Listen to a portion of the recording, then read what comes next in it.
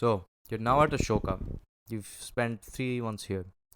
And I'm sure when you came here, you must have been shocked, as a lot of us were, about just seeing the enormous wealth some students have here and the backgrounds they come from.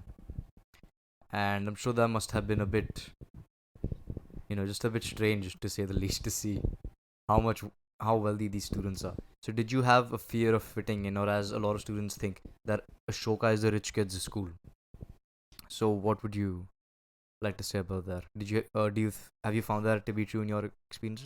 Okay, so first of all, when I before I joined Ashoka, I didn't know it was a rich kid school because I had my friend over here from last year, and even when I For a asked, bit of context for the audience, for the year 2020-23, everything, the fees and all, everything included for Ashoka is 12 lakhs. That makes it one of the most expensive private institution in India. And 12 lakhs is all the fees, hostel, food, and all that. That does not cover your extra monthly expenses, or maybe you, I don't know, go out with your friends to some place.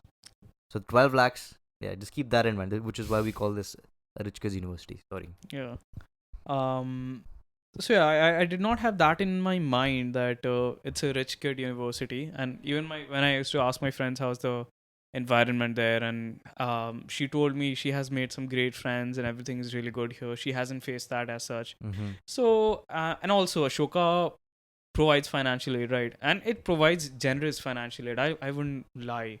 So I did not have those concerns in my mind much. Maybe a little here and there, but it I was mostly positive about it. And also the way Ashoka advertises itself, that the on their website they show that almost 50% people are on On financial some aid, kind of financial aid. on So, some kind of for financial aid. financial aid, for those who don't know, can you just explain what that is? Yeah, so Ashoka, basically, once you're chosen into the university, they check your family's financial condition and whether they can afford the fee here or not.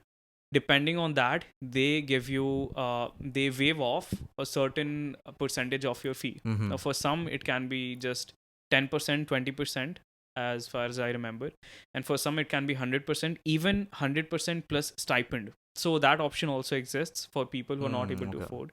So it's true that they are only looking for quality in the student rather than them being able to afford or not. So, for example, if your family makes 6 to 10 lakhs, then obviously you can't. It'll be very unrealistic for Shoga to expect you to pay 12 lakh fees, right? So they'll probably give you a very. So they'll probably tell you to pay instead 1 lakh, or maybe 50,000. Like Shreyansh said, in some cases they also provide a stipend. So A you come here stipend. for free, and they You also get monthly you also get a stipend. monthly stipend, just money to cover your living expenses and stuff. So yeah, okay. Yeah. So on that part, Ashoka and the administration, the way Ashoka works, on that part, it's really great that they're providing financial aid. Hmm. That heck, even that covers the summer sem as well. And so, Okay. yeah, Yeah. it does. So in that way, you can't blame this college at all.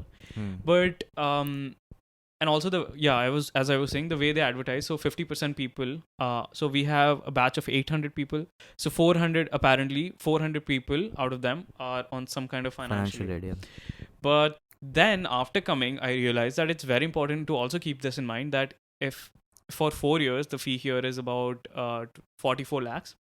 So if someone is able to pay even the 75% of that 44 lakh for a BSc, then they are still pretty rich, right? Which is 33 lakhs. Yeah. So Hmm. people in India, a middle class family won't give so much for a BSc. They might just push themselves to give for engineering. They'll not give for BSc because यहाँ पे government college का BSc fees is 50,000 or 10-20,000 for Yeah. 4 years. Yeah. So I mean, no one will easily agree. On top of that, this is a new university. Um, so I'd say realistically, the middle class people you'd see here would boil down to like 10, 15, 20% maybe. And otherwise, it is actually a rich kid university, which I came after coming here. I realized now, um, but I'd also like to add, not that people are bad here or that rich people have that attitude thing. Maybe some have, maybe some don't. I don't really know. I haven't interacted with a lot of people, but a lot of people I have interacted with, that racism thing or that class thing never seemed to come in between. Yeah. But for many kids and for many middle class or lower middle class family, even those who are, let's say, on 100% financial aid plus stipend, for them, from the beginning of the college, this might seem very intimidating because your mind just subconsciously builds that in you. Maybe it's whether it's true or not, but your mind will just build that thing that everyone around me is carrying a MacBook or an iPhone, and I don't have that. So I'm already feeling Less secluded. than. Yeah, I'm already feeling different from that Okay, group. different, not less than. Sorry. Already you feel secluded when people here are talking about going for trips abroad. Then you can't have that conversation. You can't be a part of that conversation. So those kinds of feelings can very much come consciously or subconsciously, or may not come at all for some.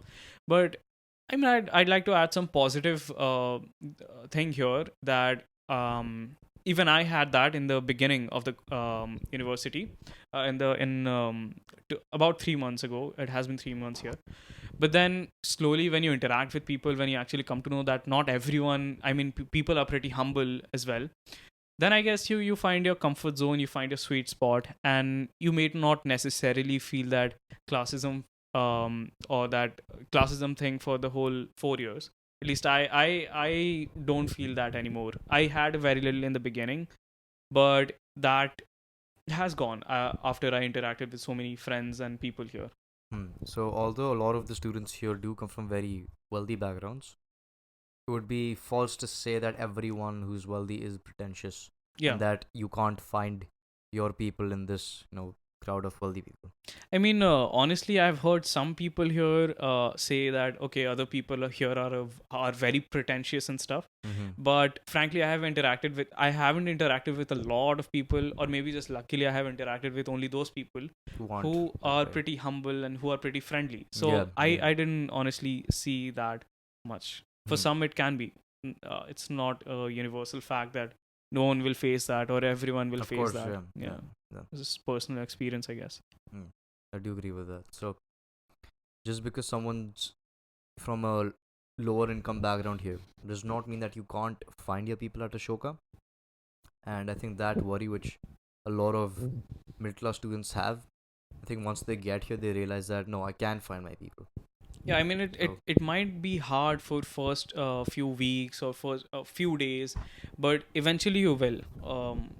Probably, yeah. mm-hmm.